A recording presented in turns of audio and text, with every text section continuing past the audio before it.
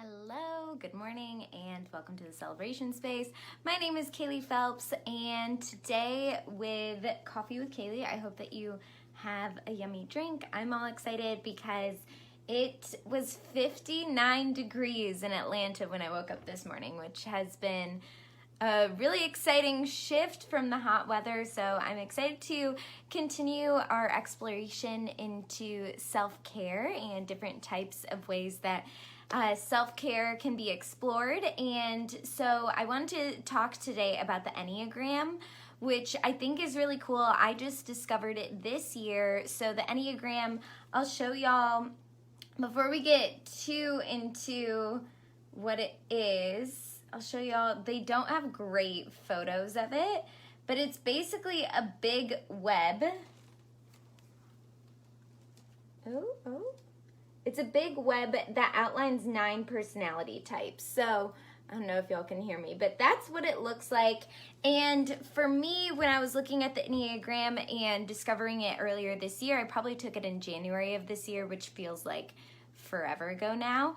But I really thought that it was more of like a Myers-Briggs where you just kind of learn more about yourself. And as I was doing more research on self-care and just different aspects of self-care, I came to learn that the Enneagram actually has a lot of different aspects to it where it will explain to you what your primary, what you look like when you're in growth or integration versus disintegration, how you interact with other people. And it can really be very reflective for yourself and how to connect with the others around you. I've talked about Ayurveda. I've talked about love languages, love, anger, and apology languages. And you're going to find as I'm talking about this, all of the 9 personalities really you'll identify with, but you're going to identify primarily with one of them. And then typically you have a wing personality, which is usually in your section. So I'll just talk about a little bit of the history before we get into the logistics of it, which the Enneagram Institute was created in 1997. It's located in New York, and I have that link right below if you want to get into this a little bit more.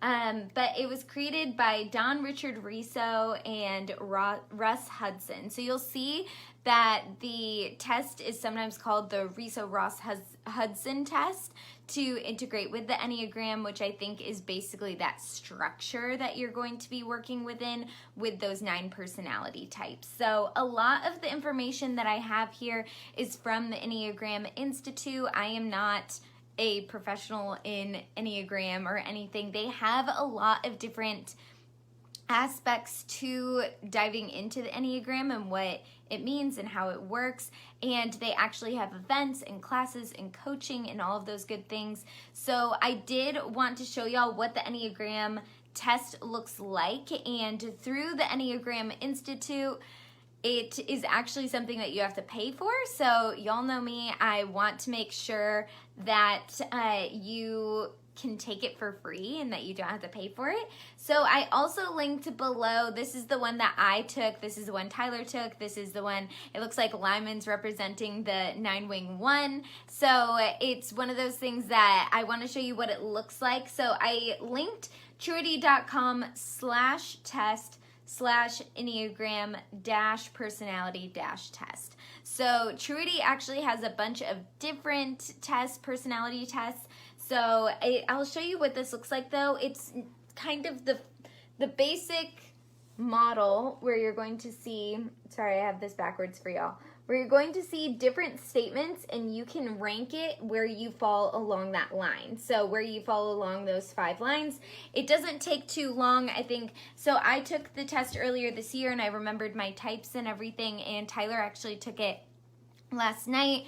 I think it was less than 5 minutes, probably closer to 3. And so he flew through it and we actually have the same exact types, which is super interesting. So if you want to find out more about your type, please go ahead and take that Truity test. And then you can actually go to the Enneagram Institute where they're going to have a deeper dive into what all that looks like. So I did want to talk about how the Enneagram looks. So I'll bring it back up and outline all of the different types and then we'll go into the sections and how they kind of integrate with each other. So again, this is what the Enneagram looks like. So it has 9 at the top, and then it goes around 1, 2, 3, 4, then jumps over to 5, 6, 7, 8 up to the top. So you can see it connects and there's lines in different directions. So what that really means is those different personality traits correspond in different ways to each other. So for me, I am the helper. I'm number 2, and I have a wing of 3, the achiever, and Tyler's the same personality type. And when I am in balance, I'm more of a 4, the individualist, and when I'm out of balance, or they call it integration and disintegration, I am more of an 8, which is the challenger. So you'll also see that within these 3 types, there are 3 different, let me see if I can zoom in on this. Oh, it's not gonna let me, but I'll see if I can get it close enough to y'all. So they're broken up into 3 different sections. So the feeling center, the thinking center, and the instinctive center at the top. So typically when you have a wing, so you're going to have a predominant personality trait. So I'm predominantly a 2, which is a helper, but I have a wing that is the 3, the achiever, and both of those are within the feeling center. So Tyler's the same way, and Lyman, representing from our top instinctive center, he is a 9 with a wing with a 1, which means that he has his predominant 9 personality type, and then he has the 1, which is within his same range. So really what that looks like is that you're going to have your dominant trait, and then you're going to have a secondary trait that's within the same section. So yeah, that's what it looks like. Just to go from 1 all the way to 9, I know I've held up the computer and shown this a couple of times, but the personality traits are the reformer, the helper, the achiever, the individualist, the investigator, the loyalist, the enthusiast, the challenger, and the peacemaker. So you're going to see these 9 personality traits if you just Google the Enneagram couple different ways. I was doing some research and seeing if I could actually get some better graphics to show y'all on my computer.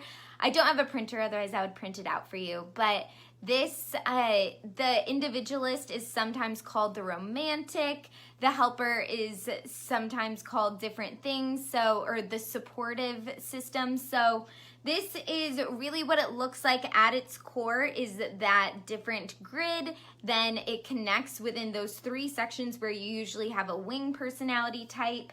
And from there, I also wanted to say that within the personality types, there are normally a core value that you grapple with, or something that challenges you. So for at the top, you can see there. So for the top instinctive, it's anger or rage. For the thinking center, it is fear, and for the feeling center, it is shame. So this is really just going to start to identify some key things that might, be something that's a challenge to overcome within your own personality type. And really, this website just deep dives into all of this. The wing, it talks more about the wing. And then something I found really cool is that there are 9 levels of development, 9 personality types, 9 levels of development. You can kind of see they got a theme here. And the bottom 3 are unhealthy, the middle 3 are average, and then the top 3 are healthy. So that top 3 would be when you're in integration, which for me would be displaying the healthy signs of a 4 personality type, the individualist. And the unhealthy version would be, or when I'm in disintegration, would be the unhealthy version and displaying the negative aspects of an 8 personality type. So that is something that you can go into and explore. It really goes into all of the different arrows of what connects with what. And it also goes into 3 instincts that you can explore, which also goes into the deep dive on each individual page, which is the self-preservation instinct, the attraction instinct, and the adaptive or social instinct. So I'll show y'all a little bit about mine. I'm gonna just kind of use myself as an example just to show you what this can look like for you. So like I said, take the Truity test because it's free. If you wanna pay for the fancy, if you get really, what I'll say, this is how I roll a little bit. Ooh, I think there was just a power surge, sorry. But I think I would take the Truity test, start to go down the Enneagram rabbit hole, and if you are really interested in it, then purchase an Enneagram test. I don't know their pricing, but it's something that I think is worth looking into if this is something that's really helping you discover yourself. So I'll show you what mine looks like. So this is the helper, and it's showing you the line connections of where I'm in growth and where I am in stress. So it's going to show you what that looks like. Type 2 in brief, it talks about my basic fear, my basic desire. A Enneagram 2 with a 1 wing is the servant, and an Enneagram 2 with a 3 wing is the host or hostess, which of course working in events and organization makes a lot of sense for me. And it talks about the meaning of the arrows in brief, and then it goes into a full overview, having interviews from people who are fellow 2s of mine. One of the founders, Don Riso, actually they have audio files where they talk about the type, and then it talks about the healthy levels of development. So the 7 through 9, which are unhealthy, 4 through 5, which are average, and then the 1 through 3 at their best. It also even goes into, I have not gone into this fully, but it talks about your compatibility with other types and your misidentification with other types. So you can see all of those numbers are actually different links where you can click on it and learn more about how you interact with other people and how they identify. Then it goes into addictions and personal growth recommendations. So I think that this is just very cool, and I want to just see, yeah, like it talks about an Enneagram 2, the helper, with an Enneagram 2, the helper, and what their relationship, it kind of what each brings to the relationship, etc. So I think that this is just a really cool tool. They give a ton of resources for free, and what you don't already have for free on the Enneagram Institute I've provided from that Truity site. So please take a look at this. Maybe have your kids, your partner, maybe some of your best friends. I think that it's just fun to do. Lyman jumped in here and we worked together in an office setting, and all of us one day just took the Enneagram test and really just got to know a little bit more about our coworkers and the people that we work with. So I think that this can help you learn more about yourself and how you interact with others in a lot of different ways. So